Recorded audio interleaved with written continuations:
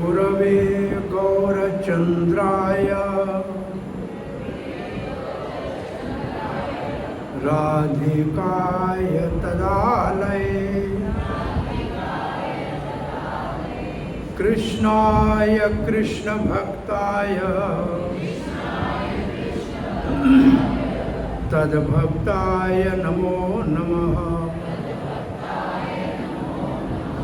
ॐ नमो भगवते वासुदेवाय।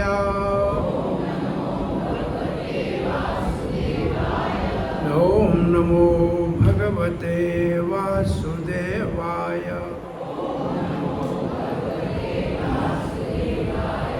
ॐ नमो भगवते वासुदेवाय।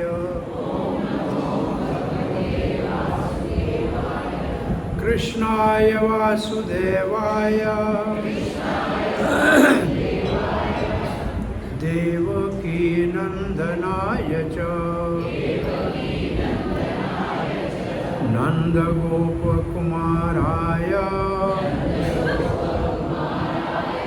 गोविंदाय नमो नमः।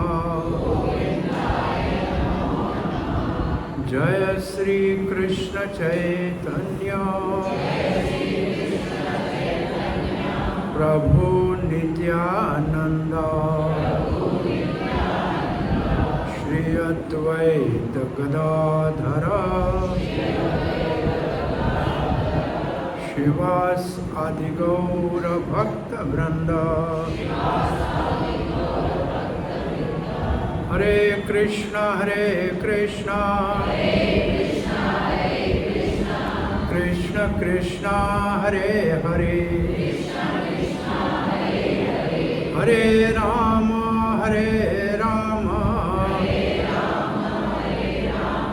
राम राम हरे हरे। हरे कृष्ण। पूजलासी पंचायत हाल में शनिवार के दिन हरि वात्सल्य माधव तिथि एकादशी 11 भक्ति जननी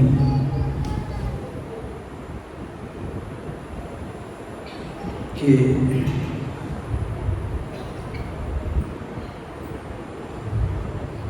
सत्संग में आप सबका हार्दिक स्वागत है।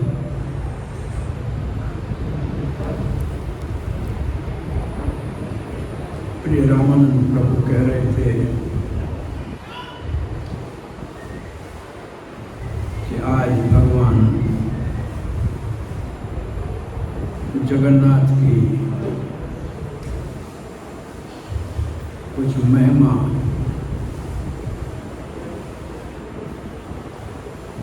का श्रवण वर्णन करने का आज का विचार था।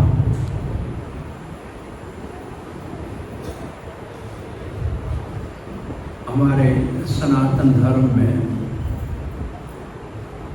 4 धाम, द्वारका धाम जहाँ भगवान श्री कृष्ण द्वारकाधीश के रूप में पूजित है,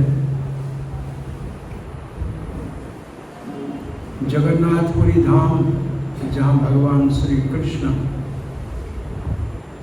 अपने अग्रज बड़े भाई बलराम जी और बहन सुभद्रा के संग समुद्र के तट पे पूजित हैं। रामेश्वर धाम जहाँ भगवान महावैष्णव शंभु शंकर समुद्र के तट पे पूजित है। और चौथा बद्रिकाश्रम में भगवान नर नारायण जो भारतवर्ष के आराध्य देव हैं वो पूजित हैं। इन 4 धाम में कली काल में कलयुग में 10,000 साल तक केवल भगवान जगन्नाथ जो दारू ब्रह्म के रूप में विराजमान है। दारू कहते हैं लकड़ी का, नीम की लकड़ी से भगवान का विग्रह बनता है। कलयुग में भगवान जगन्नाथ 10,000 साल तक पतित पावन के रूप में विराजमान है। ये एक ही भगवान है जो अपने मंदिर से बाहर निकलकर भक्तों को दर्शन देने के लिए बाहर आते हैं। और कोई भी विग्रह एक बार मंदिर में स्थापित हो जाता है, अचल विग्रह होता है, वो चलता नहीं। एक जगन्नाथ ऐसे हैं जो साल में एक बार मंदिर से बाहर आके सबको दर्शन देते हैं। ये भगवान जगन्नाथ का जो स्वरूप है,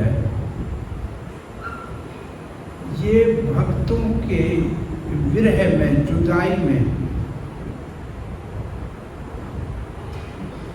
इस रूप को जगन्नाथ जी, भगवान श्री कृष्ण इस रूप में, जगन्नाथ के रूप में पतित पावन इसलिए है कि ये भक्तों के प्रेम के कारण, भक्तों की जुदाई का रूप है।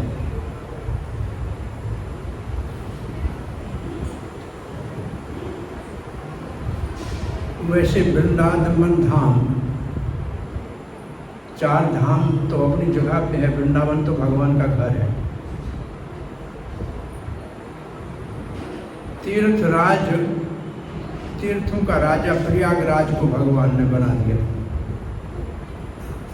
तो प्रयागराज ने सब तीर्थों को बुलाया, तो सभी तीर्थ आए, वृंदावन नहीं आए।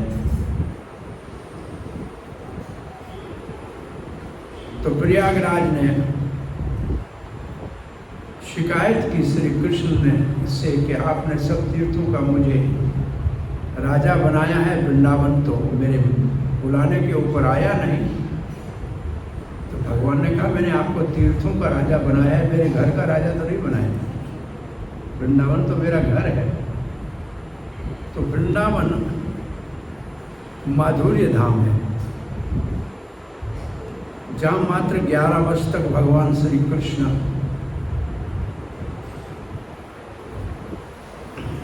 प्रेम की पाठशाला खोलकर जो भगवान से, श्री कृष्ण से वात्सल्य प्रेम करना चाहते हैं, कृष्ण को अपना छोटा बालक समझ के माता पिता के भाव से स्नेह करना चाहते हैं, उनको निमंत्रण देते हैं, दावत देते हैं। फिर भगवान श्री कृष्ण 3.5 वर्ष तक गाय चारण करके अपने संग में सखाओं के साथ मित्र बनने के लिए सबको मंत्रणा देते हैं कि आइए मुझे अपना सखा बना लीजिए। सखा प्रेम के पोषण के लिए सबको निमंत्रण देते हैं। और शेष 3-3.5 साल भगवान अपने ही अंग से उत्पन्न अपनी शक्ति जगत की माता श्रीमती राधिका देवी के काया व्यू के रूप में, उनके शरीर के विस्तार के रूप में जो अनंत गोपियां हैं, उनके संग माधुर्य प्रेम का लीला कर कर सबको जो भगवान से माधुर्य प्रेम करना चाहते हैं उनको निमंत्रण देते हैं। तो वृंदावन माधुर्य धाम है, द्वारका ऐश्वर्य धाम है, जहाँ भगवान राजा के रूप में पूजे जाते हैं, द्वारकाधीश। और नवद्वीप मायापुर औदार्य धाम है, उधार है भगवान। कोई पापी है, तापी है, योग्य है, अयोग्य है, लायक है, नालायक है, सबको भगवान प्रेम देते हैं। जगन्नाथपुरी में ये तीनों धाम हैं, जहाँ भगवान जगन्नाथ नीलाचल निवासाय परमात्मने बलभद्रा सुभद्राभ्याम जगन्नाथाय ते नमः। नीलाचल निवासाय, जिस पर्वत के, छोटे पर्वत के ऊपर, नील अद्रि के ऊपर भगवान जगन्नाथ का जो भव्य मंदिर बना हुआ है, ये ऐश्वर्य धाम है, ये द्वारका के समान है। यहाँ भगवान को 56 भोग सारा दिन लगता रहता है। ये एक ऐसा मंदिर है जहाँ 1 लाख आदमी भोजन करे, इतना सामान हर समय तैयार होता है। किसी भी वक्त 1 लाख आदमी भी चले जाएं तो सबके लिए प्रसाद तैयार होता है। और ये ऐसा मंदिर है जिसमें प्रसाद सिर्फ चावल बनता है, गेहूं का कुछ नहीं बनता। और सब्जियों में आलू और टमाटर नहीं पड़ते, बोलते हैं ये विदेशी हैं। और जो सारा जो रसोई में पकता है वो लकड़ी के ऊपर पकता है और मिट्टी के बर्तन में पकता है। और 4-5 मिट्टी के बर्तन साथ में पकाते हैं तो ऊपर वाला पहले पकता है और 500 रसोई काम करते हैं। और जिस बर्तन में पकता है उसी में भगवान को भोग लगता है, वही बाहर निकलता है, फिर दूसरा बनता है। दूसरे टाइम पे दूसरा बर्तन, वो बर्तन दोबारा यूज नहीं होता है। तो ये है द्वारका जैसा ऊपर जगन्नाथ का जो मंदिर है। उसके सामने 2.5-3 किलोमीटर पे सुंदराचल है, उसको कहते हैं गुंडीचा मंदिर। गुंडीचा राजा की रानी का नाम था और उसको सुंदराचल कहते हैं, वो वृंदावन है। वहाँ 7 दिन भगवान जाके रहते हैं वृंदावन में, तो वो माधुर्य धाम है। और जहाँ 18 साल गंभीरा में चैतन्य महाप्रभु रहे, वो ओदारे धाम है। तो जगन्नाथपुरी में ये तीनों धाम एक जगह है।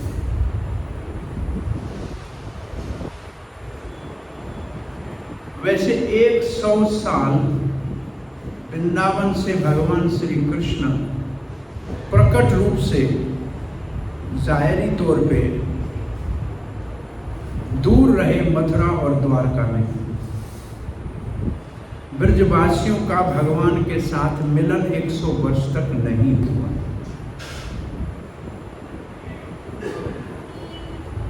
एक 100 साल के बाद जब 100 साल पूरे होने वाले थे तो द्वारका में भगवान श्री कृष्ण अचेत हो गए, मूर्छित हो गए।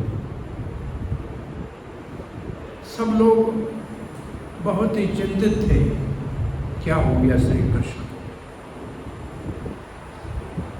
सभी देख रहे थे, उनको सचेत करने का, जगाने का प्रयास कर रहे थे। देवऋषि नारद ने आकर कहा, इस वक्त श्री कृष्ण वृंदावन के चिंतन में, वृंदावन जाने के लिए बहुत ही तीव्र इनकी इच्छा है, उत्साह है और ये रुक नहीं पाएंगे। इनको जगाएंगे तो ये वृंदावन भाग के चले जाएंगे। और अचानक ये वृंदावन चले गए तो अति प्रसन्नता भी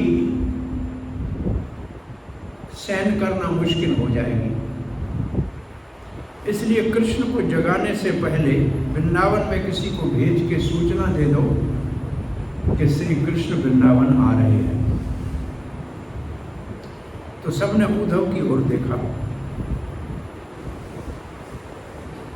उद्धव, आप तो पहले भी श्री कृष्ण का संदेश लेके वृंदावन गए थे, आप सबको जानते हैं, आप जाके समाचार दे दीजिए कि श्री कृष्ण आ रहे हैं। उद्धव ने कहा, वृंदावन जाना मेरा तो सौभाग्य है। वृंदावन के भक्तों के प्रेम का मैं साक्षी हूं। मैंने तो प्रार्थना की थी कि वृंदावन के अंदर में पत्थर बन जाऊं, कोई छोटा सा घास का तिनका बन जाऊं, आने जाने वाले ब्रजवासी गोपी गणों के चरणों की रज मिलेगी तो मैं धन्य हो जाऊंगा। मैं वचन देकर आया था ब्रजवासियों को कि श्री कृष्ण को मैं लेकर आऊंगा, और मैंने कहा श्री कृष्ण को, आपके प्रिय भक्त आपको याद कर रहे हैं, आपकी जुदाई में बहुत ही व्याकुल है, आप चलिए। श्री कृष्ण ने कहा ये काम हो जाए फिर चलते हैं, अभी तक गए नहीं, मेरे ऊपर कोई विश्वास नहीं करेगा, मैं नहीं जाऊंगा। तो बलराम जी को सबने कहा आप भी तो 2 महीने ब्रज में रह के आए हैं, और बचपन आपका भी वृंदावन में बीता है, आप जाके सबको समाचार दे दीजिए कि श्री कृष्ण आ रहे हैं। बलराम ने कहा वृंदावन तो मेरा प्राण है, वृंदावन में जाने की मेरी तीव्र इच्छा है, परंतु मैं भी वचन दे के आया था सबको कि श्री कृष्ण को लेकर आऊँगा। ये तो मेरा छोटा भाई है कन्हैया, मैं कहूँगा आ जाएगा, और मैंने बहुत कहा कन्हैया चलो ब्रज, और कन्हैया ने मेरी बात नहीं मानी, और कोई ना कोई काम निकल आया, मैं भी नहीं जाऊंगा क्योंकि मेरे ऊपर विश्वास नहीं करेगा, बेवचन मेरा झूठा हो जाएगा, मैं नहीं जाऊंगा। उस समय सुभद्रा बहन उठ के खड़ी हो गई, कहा मैं चली जाती हूँ वृंदावन, मैं यशोदा माँ के आंसू पोंछ लूंगी, मैं नंद बाबा को मना लूंगी, मैं गोपी गणों को सांत्वना दे दूंगी, मैं गोप गणों को श्री कृष्ण के आने का सूचना और समाचार दे दूंगी। और सुभद्रा रथ के ऊपर बैठ गई। तो सुभद्रा के सारथी के लिए अर्जुन बने सारथी सुभद्रा के रथ में,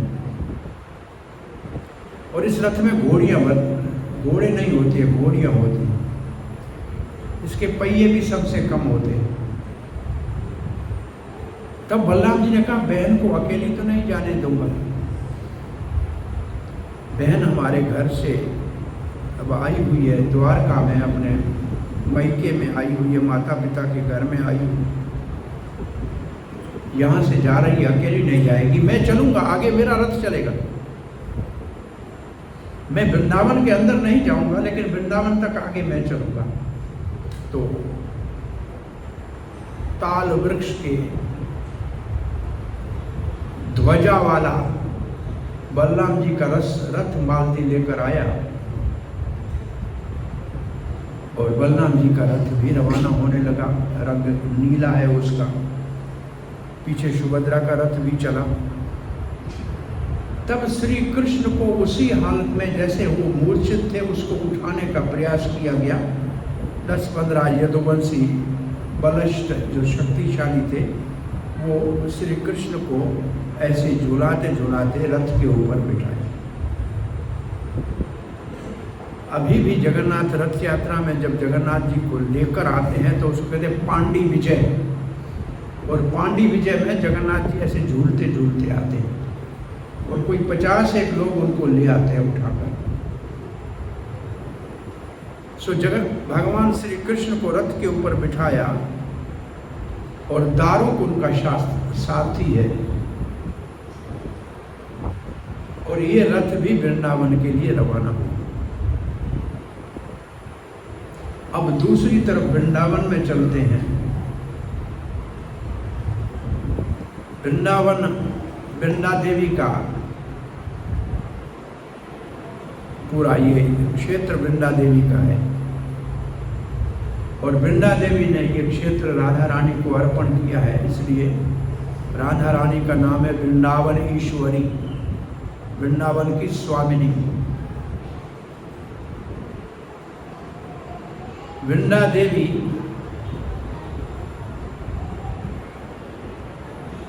राधा और कृष्ण के मिलन का जितना काम है ये वृंदा देवी करती है।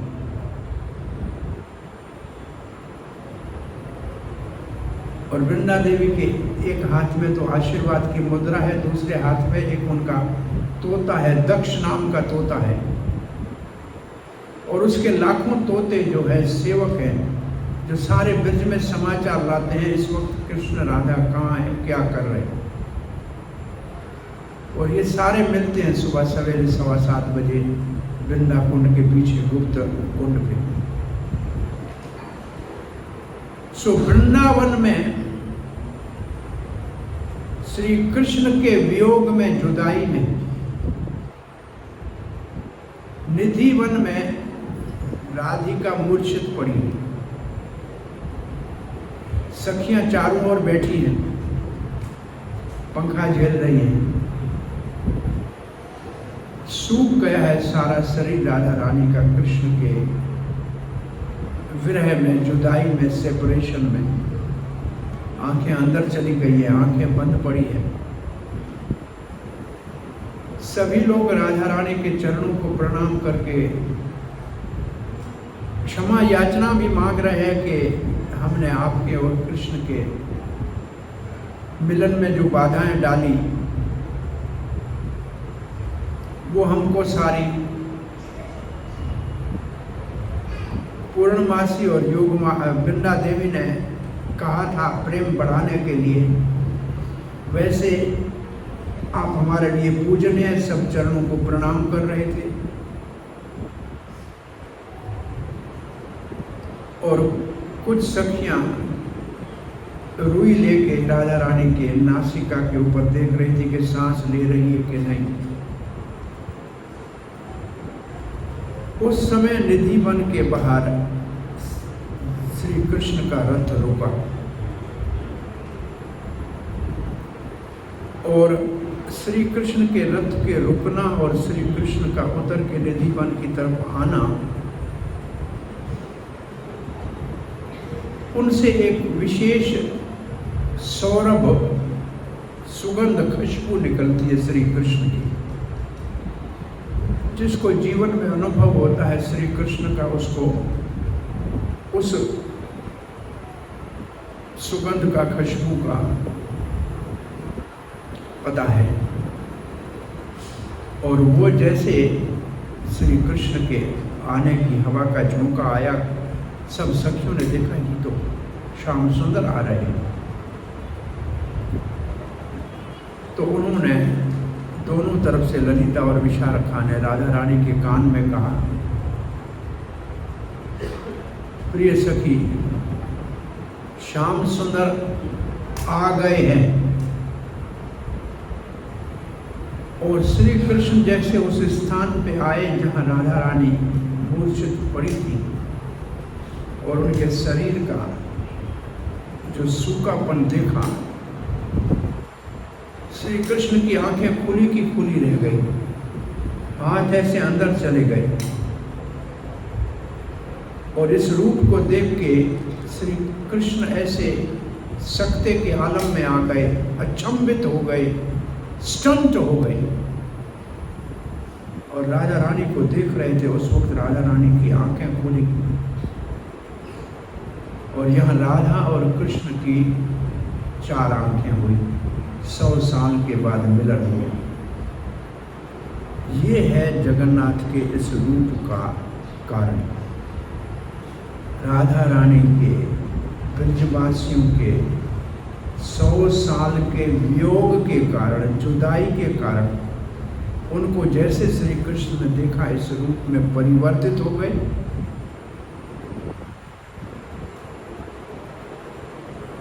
और श्री जगन्नाथ श्री कृष्ण है, लेकिन अपने भक्तों के और भक्तों में भी विशेष रूप से सब भक्तों की आराध्य श्रीमती राधिका के जुदाई का रूप है जगन्नाथ का। और भगवान श्री चैतन्य महाप्रभु श्री कृष्ण हैं, लेकिन राधा के भाव में कृष्ण की जुदाई का रूप है। इसलिए जब रोज 18 साल तक चैतन्य महाप्रभु जगन्नाथ मंदिर में जगन्नाथ को देखने जाते थे तो राधा और कृष्ण का मिलन होता था और खड़े होते थे चैतन्य महाप्रभु गरुड़ स्तंभ के पास, तो सबसे आखिर में है। और वहां आप खड़े होकर देखेंगे तो सिर्फ जगन्नाथ दिखेगा, बलदेव भी नहीं दिखेगा, सुभद्रा भी नहीं दिखेगी। और इसलिए कि जगन्नाथ जी चैतन्य महाप्रभु को बांसुरी बजाते हुए त्रिभंग ललित श्याम सुंदर के रूप में दिखते हैं। राधा रानी बलराम जी के सामने कृष्ण के साथ मिल नहीं सकती है, तो उस जगह से कृष्ण दिखता है, सिर्फ जगन्नाथ दिखता है, बलराम नहीं दिखता है, सुभद्रा नहीं दिखती। सो ये बहुत से और कारण हैं। आप कई बार जगन्नाथ की लीलाएं सुनते हैं। 10,000 साल तक कलयुग में भगवान जगन्नाथ बड़े दयालु हैं।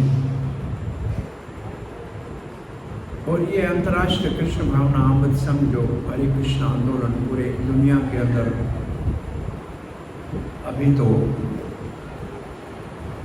600 से अधिक केंद्रों के ऊपर और लाखों लोग इसकी सेवा कर रहे हैं। इस आंदोलन की शुरुआत में भगवान जगन्नाथ ने ही सारा काम किया। श्रील प्रभुपाद जब 5-6 साल के छोटे बच्चे थे तो उनको भगवान जगन्नाथ की रथ यात्रा करने का बहुत शौक था। वो अपने स्कूल के बच्चों के साथ छोटा सा पिताजी ने रथ बना के दिया था और रथ को लेकर रथ यात्रा निकालते थे, प्रसाद बांटते थे। प्रभुपाद जी स्कूल में जब पढ़ते थे तो रेलवे स्टेशन के ऊपर जाके कलकत्ता से जगन्नाथपुरी जाने वाले गाड़ियों का टाइम टेबल देखते थे कि कब जाके जगन्नाथ का दर्शन करो। फिर 70 साल में 69 साल था, 70 साल तो प्रभुपाद का समुद्र के ऊपर पानी के जहाज में जन्मदिन आया। वो जब अमेरिका पहुंचे तो उनको ये भी पता नहीं था कि मैं सीधे हाथ पे जाऊं कि उल्टे हाथ पे जाऊं, कौन है, किससे मिलना है, कुछ मालूम नहीं था। न किसी को जानते थे, न कुछ पैसा साथ में था, केवल भागवत के पुस्तक साथ में थे 200 सेठ। भगवान का एक नाम है भक्त वत्सल। भक्त कहते हैं वत्सल। वत्सल जो शब्द है, वत्स कहते हैं नए गाय के जन्म लिए हुए बछड़े को, और गाय को कहते हैं वत्सला। जैसे गाय बछड़े को जन्म देती है तो देती उसको चाट के साफ करती है और फिर उसको अपना दूध पिलाती है उसी समय। ऐसे भगवान अपने भक्तों के सारे अवगुण धो के साफ कर देते हैं और अपने नाम का अमृत पिलाते हैं, इसलिए भगवान को कहते हैं भक्त वत्सल। दूसरा भक्त वत्सल का अर्थ है कि गाय बछड़े को जन्म जंगल में दे, आप बछड़े को लेके आओ, गाय पीछे अपने आप दौड़ती आएगी। तो दूसरा भक्त वत्सल का अर्थ है जहाँ भक्त जाएगा वहाँ भगवान जाएगा, जहाँ बछड़ा जाएगी वहाँ गाय जाएगा, और जहाँ बछड़ा जाएगा वहाँ गाय जाएगी, जहाँ भक्त जाएगा वहाँ भगवान जाएगा। सो प्रभुपाद जी यहाँ से अमेरिका चले गए अपने गुरु के आदेश को पालन करने के लिए। पाश्चात्य देशों में गीता भागवत का और चेतना महाप्रभु की शिक्षाओं का प्रचार करने के लिए 67 की बात है, 67 प्रभुपाद अभी एक मंदिर न्यूयॉर्क में वो छोटा सा एक स्टोर में खुला था और दूसरा मंदिर सैन फ्रांसिस्को में कुछ भक्तों ने एक दुकान लिया था, उसके अंदर चलाते थे और 5-7 शिष्य कोई थे। प्रभुपाद सैन फ्रांसिस्को गए हुए थे।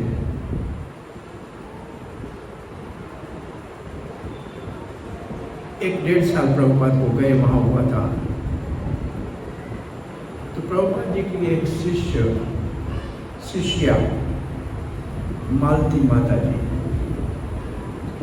वो एक हिंदुस्तानी सामान के स्टोर में गई, ऐसे घूम रही थी तो उसने अचानक कुछ ऐसे गुड़िया जैसे देखे, तो उसमें से उसके मन में ऐसे आया कि ये गुड़िया मैं उठा लूं।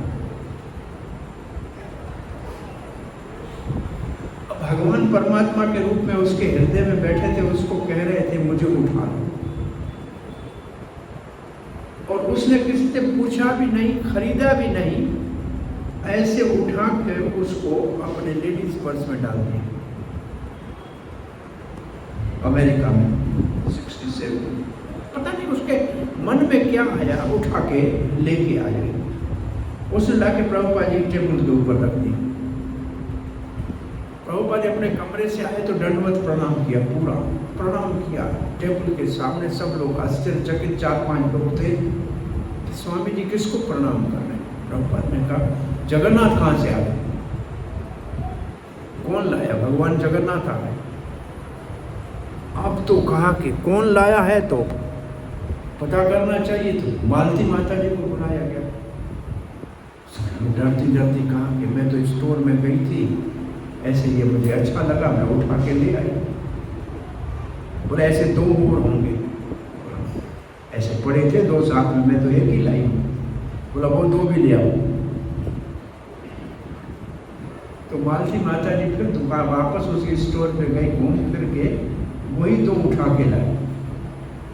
भगवान पैसों के खरीदे नहीं जाते हैं, भगवान अपने आप आ जाते हैं। जब तीनों वहाँ आ गए तो प्रभुपाद ने वो 5 साल जो भक्त थे उनको पूरी जगन्नाथ की कथा बताई कि कैसे समुद्र के किनारे पे एक बड़ा लकड़ी का बड़ा टुकड़ा, लकड़ी का एक बहुत बड़ा तना, एक पेड़ का पूरा थोड़ा तना वो बहता हुआ आया था। महाराज इंद्रदेव ने उसको वहाँ से लिया था, फिर विश्वकर्मा ने उसको बनाया था। ऐसे 3 ये विग्रह बने थे, पूरे नहीं हुए। राजा ने वचन दिया था कि जब तक पूरे नहीं होंगे मैं अंदर नहीं आऊँगा। और जब फिनिशिंग हो रही थी, आवाज़ नहीं आ रहा था कट कट का, तो राजा अंदर चला गया, इसी रूप में छोड़ के चला गया विश्वकर्मा। तब नारद जी ने प्रकट होकर कहा कि ये भगवान का रूप मैंने देखा था, ये भगवान का दया का रूप है। इसी रूप में भगवान को मैंने धरती के ऊपर कलयुग के लोगों का कल्याण करने के लिए अवतार लेने को प्रार्थना की थी, इसलिए इसी रूप में इसको यहाँ विराजमान करो। प्रभुपाद ने ये कथा बताई तो वो सारे भक्तों में से एक भक्त श्याम सुंदर, उसको लकड़ी का काम आता था। वो समुद्र के किनारे जाके एक लकड़ी जो समुद्र में तैरते आई उसको ढूंढने लगे और वो ले आके फिर ये 3 मूर्तियां बनाई उन्होंने। ये पहले जगन्नाथ बलदेव सुभद्रा बिना कपड़े के, बिना पगड़ी के जैसे थे ऐसे रंग किया हुआ। ये पहली रथ यात्रा भारत से बाहर सैन फ्रांसिस्को में 67 में निकली और समुद्र के किनारे ले गए। और कोई धोती वाला नहीं, चोटी वाला नहीं, कोई तिलक नहीं, ऐसे ही सारे कपड़ों में। रथ भी नहीं था, एक ट्रक था उसके पीछे खाली जगह पे पहली रथ यात्रा ये भारत से बाहर निकली थी। आज जगन्नाथ रथ यात्रा सैन फ्रांसिस्को में इतनी मशहूर है कि रथ यात्रा का छुट्टी करता है सैन फ्रांसिस्को काउंटी। अब वो बहुत बड़ा वहाँ का उत्सव बन गया, लेकिन 67 में ये पहले उत्सव वहाँ शुरू हुआ था। तो उसके बाद तो बड़े बड़े रथ बनना शुरू हो गए। फिर तो एक के बजाय 3-3 रथ बनना शुरू हो गए। फिर बहुत बड़े उत्सव पूरे विश्व में होना शुरू हो गए। भगवान जगन्नाथ की रथ यात्रा तो निकलती है आषाढ़ महीने की दूज को, वो फिक्स है, उसी दिन निकलेगी। 7 दिन गुंडीचा रहेगी, फिर वापस लौट के आएगी। इस बीच में 1-2 उत्सव होते हैं। सोनार वेश, एक दिन सोने का पूरा वेश पहनाते हैं भगवान को, पूरा सोने का सारा श्रृंगार करते हैं, बहुत सिक्योरिटी होती है। वास्तव में सोना होता है, कई किलो सोने का भगवान को वेश पहनाते हैं। अन्य हमारा जो ये रथ यात्रा, इसको नहीं कहते हैं हम, इसको कहते हैं शोभा यात्रा है। ये है संकीर्तन शोभा यात्रा। रथ यात्रा सिर्फ आषाढ़ शुद्ध द्विज को निकली, इसके ऊपर तो इसको शोभा यात्रा कहते हैं, संकीर्तन यात्रा कहते हैं। इसे कहना आवश्यक इसलिए पड़ गया कि हमने यात्रा अपना जब बहुत निकाली तो ओडिशा वालों ने कहा, जगन्नाथ पुरी वालों ने कहा कि रथ यात्रा एक साल में एक बार निकलती है, हर समय नहीं निकल सकती, वही दिन सिर्फ जगन्नाथ रथ यात्रा को निकालने का। तो अभी जितनी भी जगन्नाथ रथ यात्राएं भारत में होती हैं उसी दिन निकलती हैं, 50 शहरों में निकलती हैं, उसी दिन निकलती हैं। अन्य दिनों पे मैं कृष्ण बलराम में कभी भी कीर्तन के लिए बाहर चले आते हैं तो लेकर आते हैं। अब एक कथा बता के आज की कथा को पूरा करेंगे, समय तो हो गया। जगन्नाथ जी, वैसे हमारा ये सिद्धांत है कि भगवान एक दिव्य व्यक्ति है, मानव नहीं है लेकिन मानव जैसे है, इंसान नहीं है लेकिन इंसान जैसे दिखते हैं। जैसे किसी आदमी को कहते हैं अरे भाई ये तो शेर है, इसका मतलब ये नहीं है कि वो शेर है, ये शेर जैसा बहादुर है। ऐसे भगवान दिखते हैं मानव जैसे लेकिन मानव नहीं। तो जैसे हमको गर्मी लगती है, सर्दी लगती है, ऐसे भगवान भी लीला करते हैं। तो अप्रैल के महीना आते आते गर्मी शुरू होती है तो भगवान कहते हैं मुझे चंदन लगाओ। एक महीना भगवान को चंदन लगाया जाता है। वो अक्षय तृतीया के दिन चंदन यात्रा शुरू होती है। उसी दिन बद्रीनाथ के पट खुलते हैं, जगनोत्री के दरवाजे खुलते हैं। उससे एक महीना पूरा भगवान को चंदन लगता है। और तब आते आते मई आती है अप्रैल के बाद,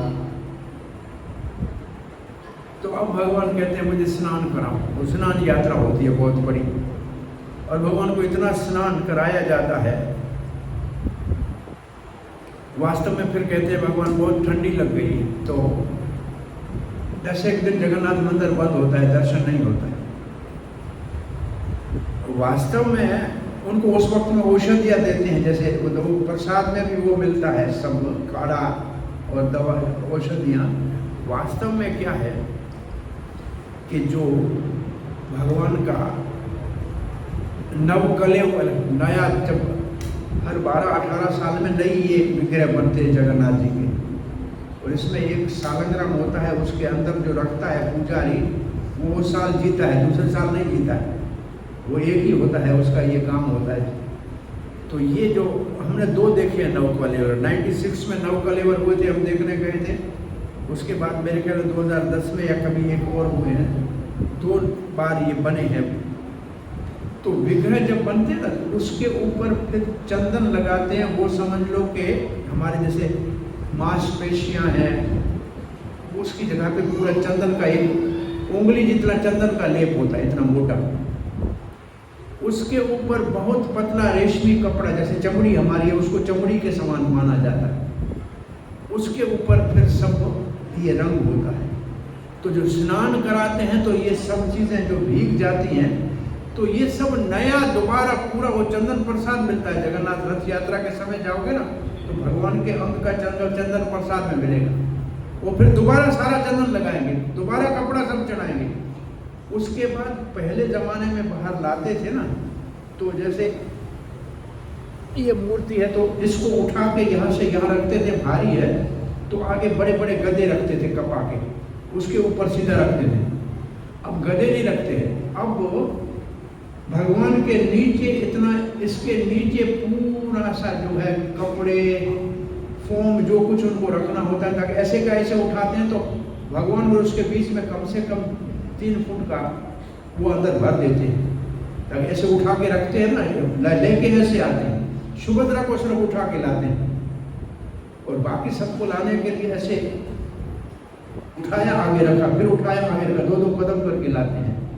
तो ये इनको 10 दिन दोबारा सारा भगवान को फिर बनाने में टाइम लगता है।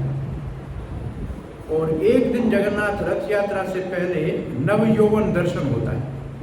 ये भगवान अब बहुत ठीक ठाक नौजवान हो गए, इसका दर्शन करते हैं। तो उस दिन सारे देवता आते हैं भगवान का दर्शन करने के लिए। पहले भगवान का देवता दर्शन करके जाते हैं, फिर मानव को दर्शन करने के लिए वो उस दिन, कई बार हमने जाके उस दिन भी दर्शन किया है, जिस दिन खुलते हैं। पहली बार खुलते हैं, रथ यात्रा सुबह होनी है तो रात को दर्शन होते हैं, उसको कहते हैं नवयौवन दर्शन। बड़ी भीड़ लगती है उसमें। सो यमराज उस दिन बहुत लेट से आए भगवान का दर्शन करने के लिए। और जब यमराज उधर दर्शन करने के लिए आए तो उन्होंने देखा गरुड़ स्तंभ के पास में एक छोटी चिड़िया है वो बैठी हुई है। तो मर्यादा में यमराज ने गरुड़ को प्रणाम किया तो चिड़िया को देखा। तो आश्चर्य से टेढ़ी आंख से यमराज ने देखा, चिड़िया को देखा टेढ़ी आंख से। यमराज अंदर चला गया दर्शन करने जगन्नाथ का। चिड़िया को डर लगा कि यमराज ने टेढ़ी आंख से देखा है, अब तो मेरा जीना मुश्किल है, क्या करना चाहिए। गरुड़ को बोला, आप तो पक्षियों के राजा है, मुझे ले चलो यहाँ से सुरक्षित जगह पे। गरुड़ ने कहा ले चलो। उठाया गरुड़ ने तेज तीव्र गति से जाके हिमालय में एक गुफा में छोड़ के आ गया। गरुड़ वापस आके बैठा, पसीना पसीना हो रहा था। यमराज अंदर जगन्नाथ का दर्शन करके बाहर निकले, गरुड़ को देखा पसीना पसीना। तो क्या हो गया पक्षी राज, पसीना कैसे हो गया? बोला क्या कहूँ यमराज, आपने चिड़िया को टेढ़ी आंख से देखा, वो डर गई थी, मैं उसको हिमालय की एक गुफा में छोड़ के आ गया। यमराज कहने लगा वाह जगन्नाथ,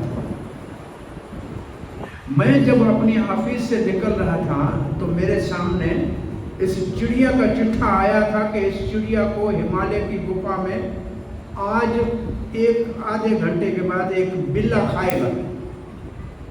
मैंने चिड़िया को जगन्नाथ के मंदिर में देखा, मैंने जगन्नाथ से शिकायत लगाई कि ये कानून कैसा बनाया, ये चिड़िया यहाँ बैठी है और इसको मरना है हिमालय की गुफा में बिल्ले के द्वारा। मैंने बोला आपका नेम कैसे है भगवान? तो जगन्नाथ सिर्फ मुस्कुराए, मैं समझ नहीं पाया। अब मुझे पता लगा कि आप उसको वहीं छोड़ के आए जहाँ बिल्ले ने खा के मार दिया, उसका टाइम पूरा हो गया। सो भगवान क्या करते हैं, किसका किस लिए करते हैं, हम समझ नहीं पाते। एक भक्त था, वो सारा दिन श्री कृष्ण को देखता था, ये बांसुरी बजा के खड़ा है। कभी बैठा हुआ देखा है कृष्ण को? नहीं ना। वो इतना भोला भक्त, भगवान तुम खड़े खड़े थक गए होंगे, थोड़ा घूम फिर के आओ, मैं खड़ा हो जाता हूँ क्या। गोपाल उसका नाम था। भगवान ने कहा ये बहुत खड़ा होना मुश्किल है यहाँ। बोला नहीं नहीं, आप थोड़ा घूम के आ जाओ। भगवान भोले होते हैं। भगवान ने कहा ठीक है, कल सुबह आ जाना। दूसरे दिन सुबह गोपाल आया, भगवान ने अपने सारे कपड़े दिए, बोला खड़े हो जाना, यहाँ बोलना मत, चुप करके खड़े रहना। अब गोपाल खड़ा हो गया, भगवान ने चलो कहीं चले गए घूमने। एक आदमी आया, वो 3 पीस पैंट पहना हुआ, टाई बंधी हुई, बड़ी बैग उठाई हुई, पैसा पर्स निकाला, मोटा सा 500 की गड्डियाँ रखी भगवान के सामने कि आपने बड़ी दया की थी, पहले भी ठीका मिल गया था, अभी एक ठीके के लिए जा रहा हूँ, टेंडर निकले हैं, काम हमारा हो जाना चाहिए, भगवान आपकी सेवा करेंगे। ऐसे करके जा रहा था तो वो सारा पैसों का जो उसका थैला था वहाँ भूल गया। ये ऊपर से देख रहा था गोपाल, ये पैसा भूल जा रहा है, बोलना नहीं है, चुप खड़ा है। ये चला गया। दूसरा एक माता जी बेचारी गरीब सी आई, का हे भगवान, हे गोपाल, हे दया, मेरी लड़की की शादी है, घर में साधु संत बैठे हैं, कुछ धन मान नहीं है, कुछ कृपा करो, लड़की का काम भी हो जाए, साधुओं का सेवा भी हो जाए। अब आंखें खोले तो पैसे की सामने बेटी पड़ी। बोला वाह भगवान वाह, अभी प्रार्थना किया, अभी आपने इच्छा ही पूरी हो। तो थैली उठाई यहाँ से और जाके उसने अपना काम शुरू कर दिया, शादी भी शुरू कर दी, संतों की सेवा भी शुरू हो गई। अब एक तीसरा आदमी आया, वो कहता है हे गोपाल, हे कन्हैया, कल मैं पानी के जहाज में 1 महीने के लिए नौकरी पे जा रहा हूँ, मेरे परिवार की मेरी रक्षा करना, मैं आपका भक्त हूँ। ये प्रार्थना कर रहा है, तब तक पहले वाला पुलिस को लेके आ गया। कहा यहाँ पैसे मेरे पड़े थे, और तो कोई नहीं है, यही खड़ा है, किसी ने उठाए होंगे, और कौन उठाएगा। उसको पुलिस पकड़ के ले गई। ये बेचारा गोपाल हाय हाय कर रहा है, बोल नहीं पा रहा है। तब तक कृष्ण वापस आया, इसने बोला ले तेरी पगड़ी, ले तेरा मोर पोकट, यहाँ अंधेर दे दे, हो क्या रहा है। मतलब एक पैसा छोड़ता है, दूसरा उठाता है, तीसरा जेल में जाता है, ये है क्या मंदिर तुम्हारे का। तो भगवान मुस्कुरा कहते गोपाल, पहला मेरा भक्त था, वो पैसे किसी को रिश्वत देने जा रहा था, वो किसी को कहाँ मांस खिला के शराब पिलाता, मैंने कहा उसका पैसा साधु सेवा में लगाऊंगा, काम तो उसका हो जाएगा, लेकिन कम से कम पाप से तो बच जाएगा ना। उसको पाप से बचा दिया, दूसरे का काम कर दिया। बोला ये भी समझ में आया। तीसरा जेल में क्यों गया? वो जाके देखो, वो जहाज डूब गया है जिसमें आज जाने वाला था। वो प्रार्थना कर रहा था तो उसको बचाना था, जेल में डाल दिया है, आज निकल आएगा वापस, लेकिन वो जहाज वहाँ जाता तो डूब जाता बेचारा। सो भगवान कैसे काम करते हैं ये हमारे समझ में आने वाला नहीं है। इसलिए जिस हाल में भगवान रहे उसमें सुखी रहना चाहिए। हर समय शुक्र है भगवान करना चाहिए। भगवान आपके बहुत शुक्र है, जैसे रखो आपकी मेहरबानी। जैसे हैं हम तो इससे भी गए गुजरे हैं, अच्छा है आपने हमारे को इतना मान सम्मान दिया है, आपका बहुत बहुत धन्यवाद है। भगवान का धन्यवाद मानना चाहिए और भगवान को सदा याद कर रहे रहना चाहिए। हरे कृष्ण।